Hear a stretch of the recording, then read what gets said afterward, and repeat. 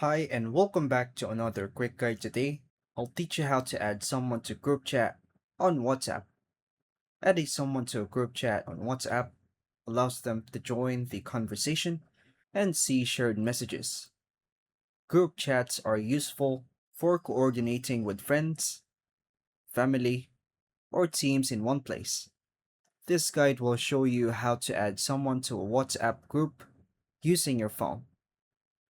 To begin, unlock your mobile phone and open the WhatsApp. Go to the Chats tab on the main screen.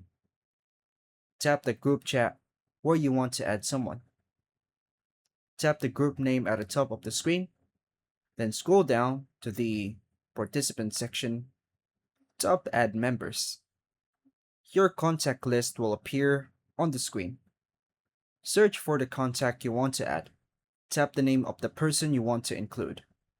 You can select multiple contacts if needed. Tap the green check mark to confirm. WhatsApp will add the selected person to the group, and the new member will now see the group chat. You can continue messaging in the group chat with the new participant included.